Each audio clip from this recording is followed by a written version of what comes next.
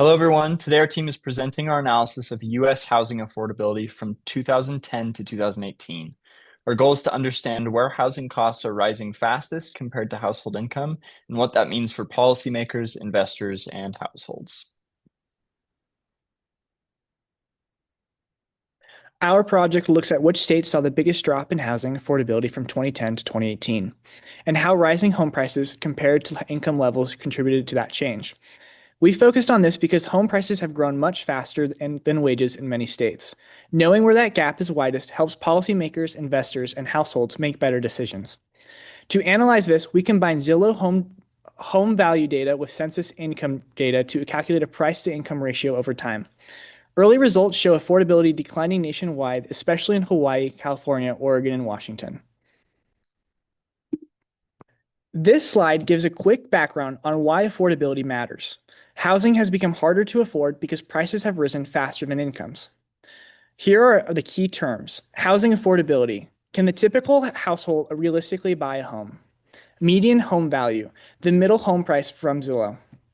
Price to income ratio, home value divided by income.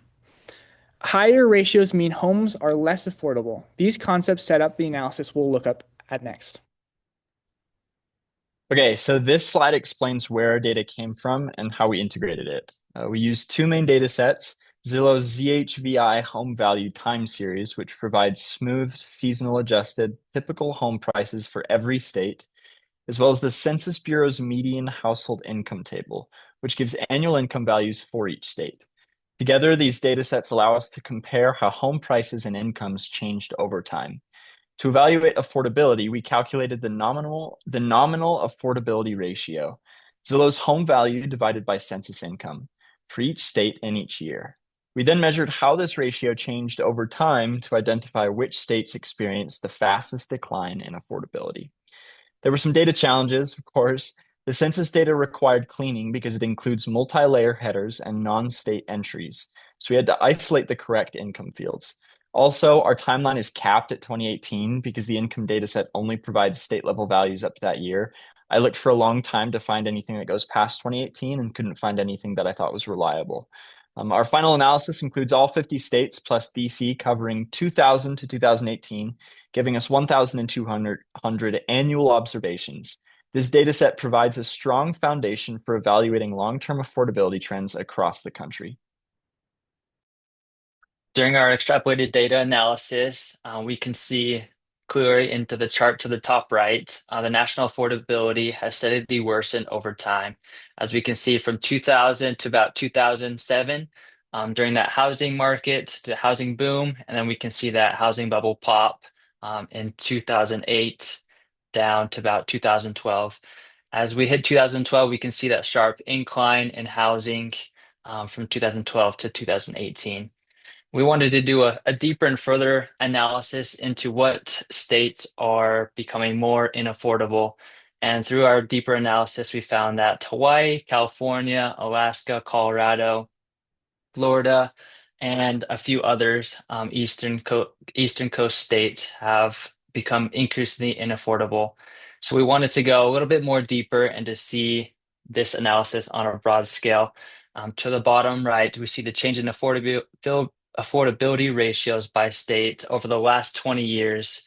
And we wanted to show that on the next slide of the nationwide view.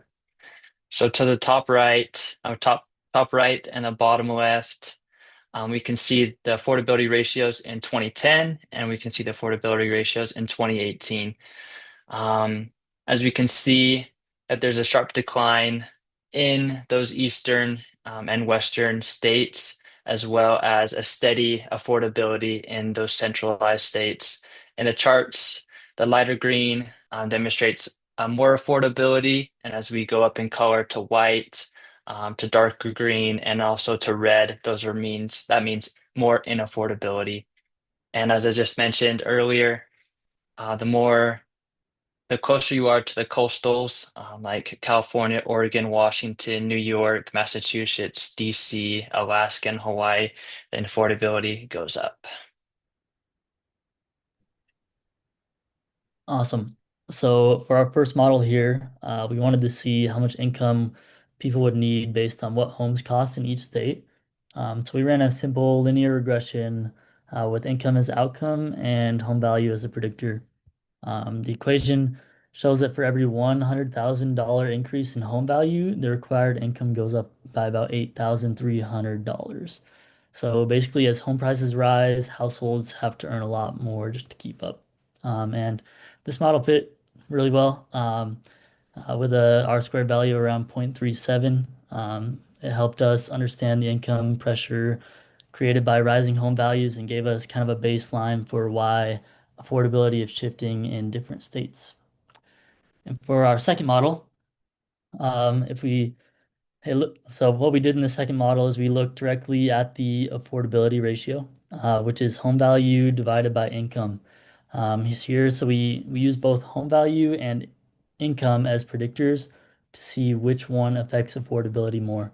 The results make sense. Home values have a positive effect, meaning when prices go up, affordability gets worse. Income has a negative effect, so higher income helps improve affordability. But the biggest thing we found is that home values matter a lot more than income does. And so this model performed really strongly, as you can see, and the predictions lined up well with the actual ratios. This backs up what we saw earlier, states where home prices grew the fastest, especially on the West Coast, kind of had the biggest drops in affordability because income just couldn't keep up. So kind of just looking at both of those models together, they tell a super clear story, and it's that rising home values are the biggest driver of declining affordability, and income is increasing, but not nearly fast enough to match and keep up with the pace of the fast home prices that have gone up. And so the main pressure is on those families um, and on the lower wages. It's that asset price that have outpaced the income growth by a super, super wide margin. And so, again, looking back at Model 1, it shows how much extra income is needed as home values rise. And then Model 2, again, shows how higher home prices push the affordability ratio up while income brings it down. And so when you compare the two, they both point to the same conclusion. Home value growth has a much stronger effect on affordability than any changes in income. And again, this also just ties back directly to our research question. And so those states that become least affordable, especially in the West again, like California, Oregon, Washington, and Hawaii, like was mentioned before, are the same ones that where those home prices surge the fastest and income just couldn't keep up. And so kind of our conclusions and our recommendations here. So from this, the big takeaways are first, affordability has decoupled, meaning home prices and wages are no longer rising together like they used to.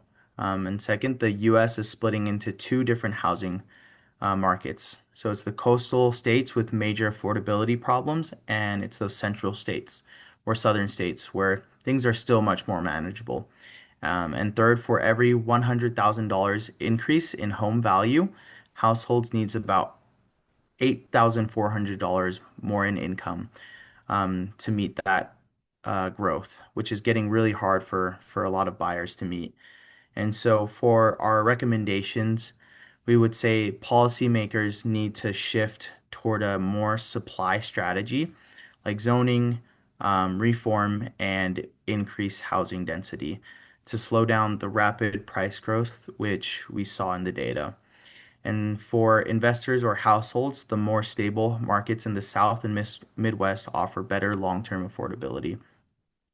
And then going back to just one limitation that we had in our data, again, it was our data stops at 2018, but we did cover a large range with many states. And so in the future, we'd probably want to look into more recent years, especially with COVID being a big factor, and of course, interest rates. That way, we get a better idea of what our models could look like. Thank you everyone for listening. We're happy to answer any questions that you guys have. Thank you.